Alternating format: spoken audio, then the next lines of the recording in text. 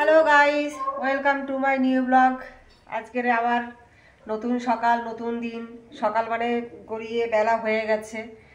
একদম first morning থেকে আমি ব্লগ শুরু করিনি।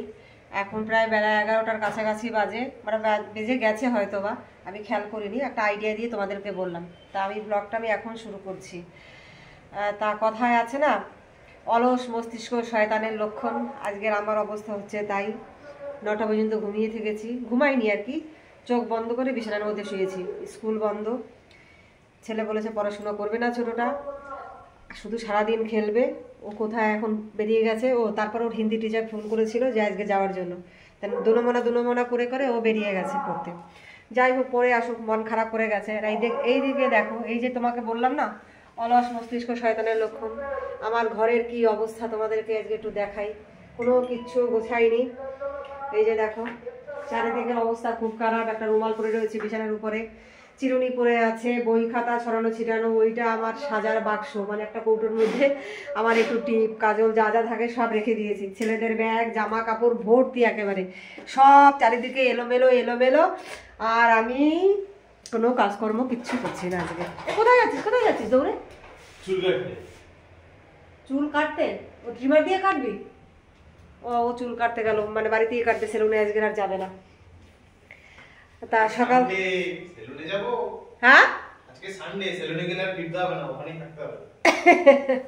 বলছে সানডেতে যদি সেলুনে যায় তাহলে আজকে আর ফিরতে হবে না, ওখানেই থাকতে হবে। কেননা সানডের দিন তো প্রচুর প্রচুর ভিড় হয় সেলুনে।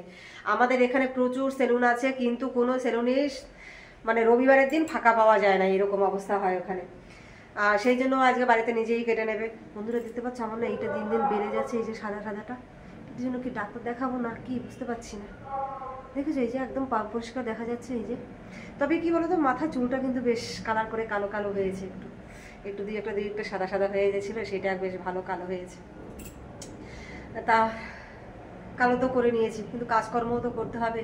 এদিকে ওরা যাবে পিকনিকে, আমার কর্তামশাই এবং তার 2 ছেলে।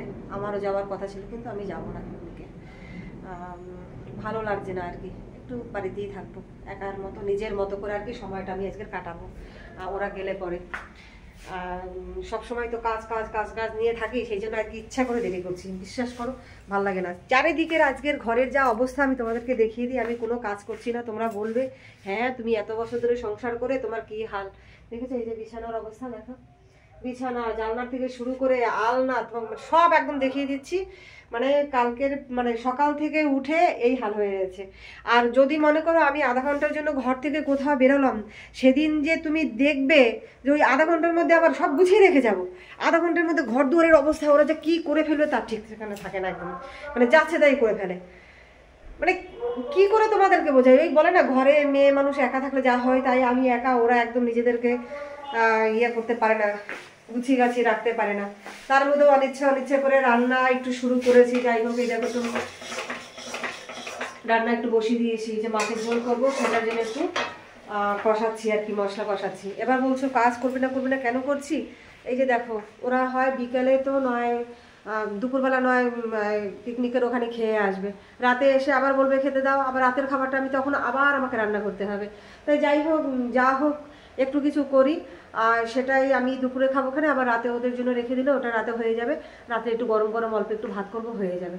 দেখো রান্নাঘরটার অবস্থাও দেখো, আজকের আমার অবস্থা দেখেছো। এইদিকে তুমি দেখো, পেঁয়াজের ওইটা সব গুছিয়ে রেখেছিলাম, কি করে সব পরে গিয়ে সারা ঘর ওই একাকার হয়ে গেছে এই। আর এইদিকে দেখো যে জলের ব্যারেল নিচ্ছে, এইটুকু জল রয়েছে, আর একটা ব্যারেল তুলতে হবে, সেটাও তুলে নিই। আর এই যে দেখো বাঁধাকপি দুটো না আমার দিকে না সবসময় তাকিয়ে থাকে বাঁধাকপি। কালকে এই বাঁধাকপি দুটো কোথায় ছিল বলো তো বন্ধুরা? চাষিদের খেতে ছিল কালকের এমন সময়। তারপর ধরো চাষিরা কেটে টেটে নিয়ে হাটে এলো, তারপর ছিল হাটে কতক্ষণ ছিল, রাত ধরো 9:30 10টা বাজে, তখন বাঁধাকপি দুটো আমার বাড়িতে এসেছে। আমার বাড়িতে এসে অবধি থেকে ওরা এখানেই রয়েছে দুজন, একদম পাশাপাশি, মনে হচ্ছে 2 ভাই বসে আছে। বাঁধাকপির 2 ভাই। তা ওরা ওখানে বসে থাকুক, ওরা কবে পেটে যাবে এখনো বলতে পারছি না। সবজি তো প্রচুর এনেছে, আর যেহেতু দুটো সবজি মানে দুটো ফুলকপি বাঁধাকপি একদিনে খাই না, এখন একটা একটা করে খাবো।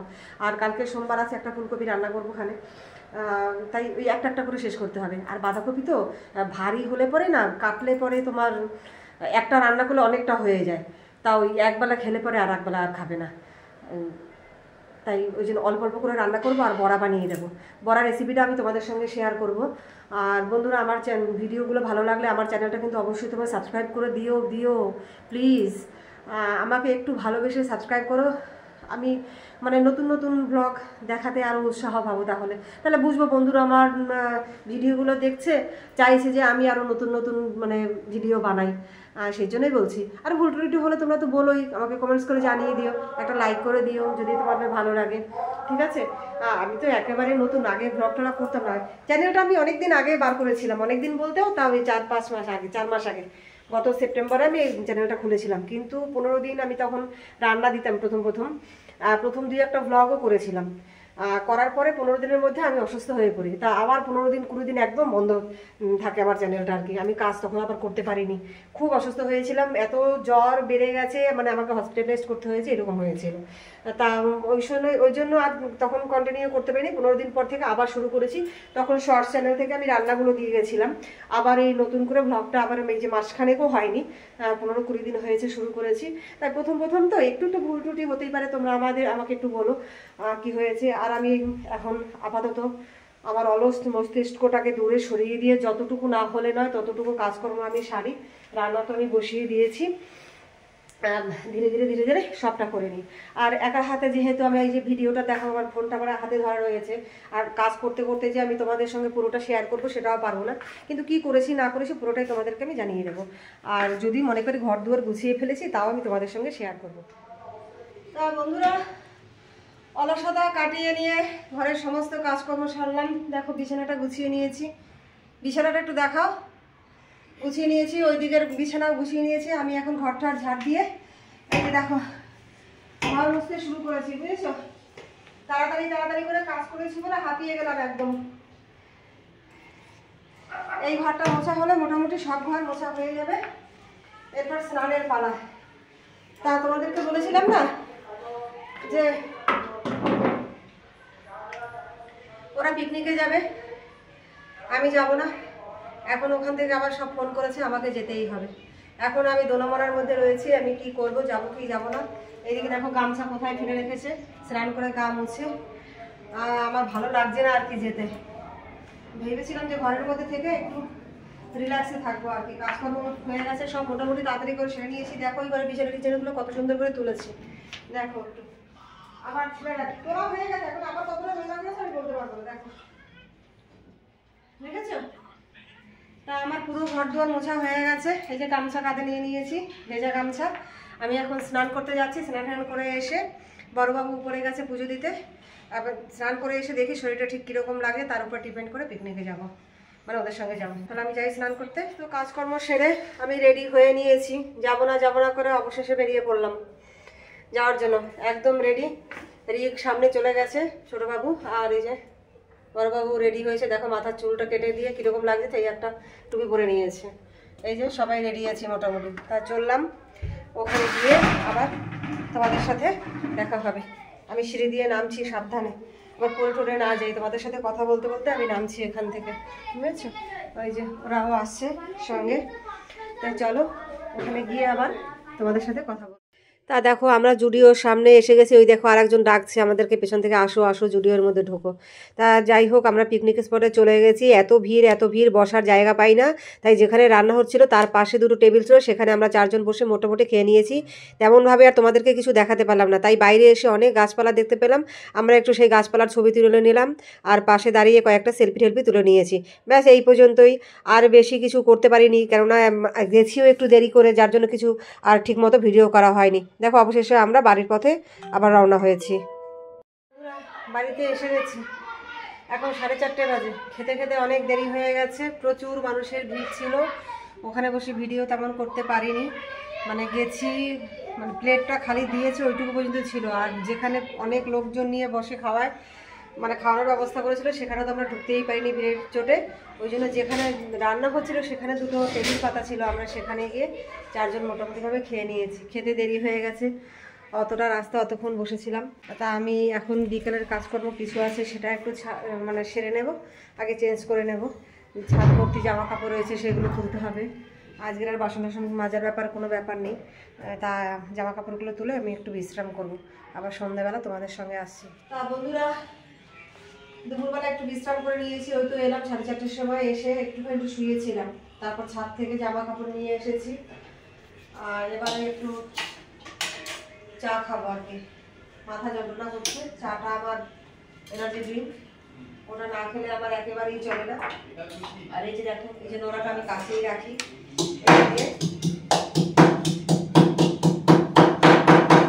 এই দেখো আদাটা আমি থেতো করে নিয়েছি।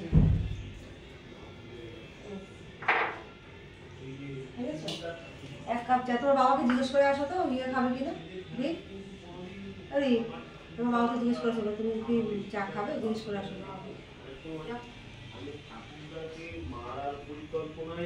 বাবা চা খাবে?